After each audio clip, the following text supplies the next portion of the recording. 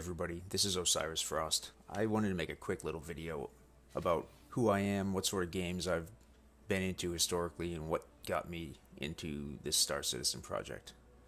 I've been gaming my whole life. I started with 2nd edition Advanced Dungeons and Dragons when I was a young man, about 12 or 13 years old. I grew up playing the Nintendo Entertainment System, the Super Nintendo. My favorite types of games were RPGs and JRPGs, like the Final Fantasy series, Dragon Warrior, things like that. I really loved those games, and I'd play them and replay them for hours and hours. That sort of fantasy RPG setting background is what my entry point into gaming was. And it wasn't until like 2000 that I got into online gaming. And I played a game called Ultima Online right after the Renaissance download. The Renaissance DLC came out.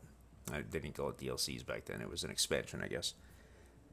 But that was my introduction to player versus player combat. And it was, I think, equal parts terrifying and exciting. The idea that you could pit yourself against other players, you could work as part of a team, and different team members could complement each other's strengths, and it was like a D&D sort of experience in a video game. And to me, that was really eye-opening, and it just hit at a right time in my life that I really became, at that point, a primarily MMO player. After UO, I moved on to Star Wars Galaxies, and I met a lot of great people in that game. But one of the problems that I had with Star Wars Galaxies, and maybe you have too if you ever played that game, is that it was a very buggy game. But despite the problems, there were things about it that I loved, like the resource and crafting system. I thought were extremely well thought out and detailed, and I would like to see something in that ballpark end up in Star Citizen. From Star Wars Galaxies, I got into the World of Warcraft beta, and I played WoW like a lot of you, but I played it on and off for a few years. Ultimately, I left because it was repetitive and grindy, and it really kind of took the open, spontaneous PvP that I had learned from those earlier games, and it shoehorned it into scripted experiences like the battlegrounds and the arenas. But above all else, it really ruined the sense that you could impact the world in any meaningful way. WoW kind of introduced that concept to the MMO space that the experience should be the same for every player. It should be the same on day 1 as it is on day 1000.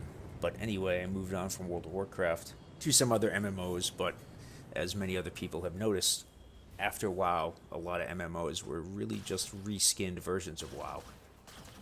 And to me, if you're going to play World of Warcraft, you might as well play the original, not some cheap knockoff. Most recently, I ended up in a game called Star Wars The Old Republic, which I got really excited for, and I was in a really big guild called the Imperial Guard. We got really hardcore into it, and we were tracking the development of that game for years before it launched. And I think that most of us had been burned out on it 6 months after launch because it just didn't live up to the hype. It was WoW in space, effectively. However, I did meet more great people in that game, and it reinforced to me that thing I learned playing Star Wars Galaxies, that a good community can make a game with big problems still an enjoyable experience. So where I'm at nowadays is I'm really looking for, in Star Citizen and beyond, I'm looking to establish a community with like-minded gamers where, above all else, we are looking for people we enjoy playing games with. And what we do in-game is kind of secondary to that. It doesn't matter if we are the most successful guild right off the top, or if we have to learn how to be successful through trial and error. As long as you're having fun along the way, I think that's what's most important.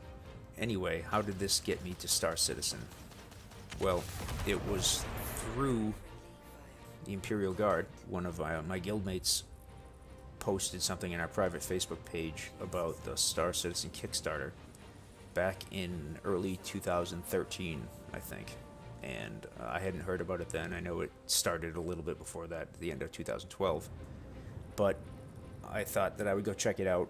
And at that time, I didn't really have any background or experience in flight sims. And I had played some sci-fi type MMOs and RPGs, like the Star Wars ones, for example, and a lot of BioWare games. Mass Effect I was a big fan of. But I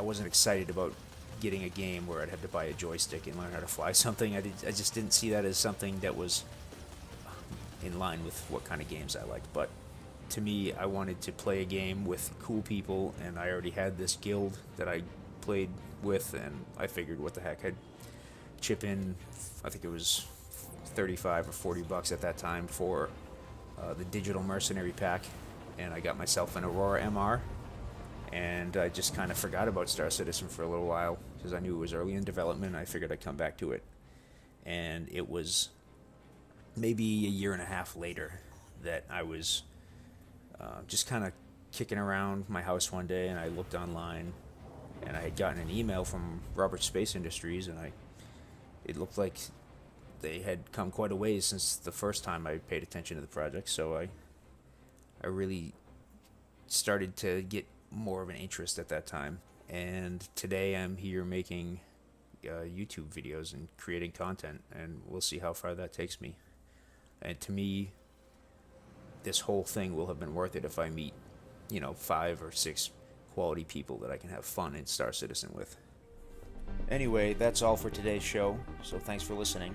If you're new to Star Citizen or know somebody who's interested in joining, and you'd like to receive 5,000 UEC to spend in-game, you can find my referral code down in the show notes. Use that to set up their account, and 5,000 UEC will automatically be credited.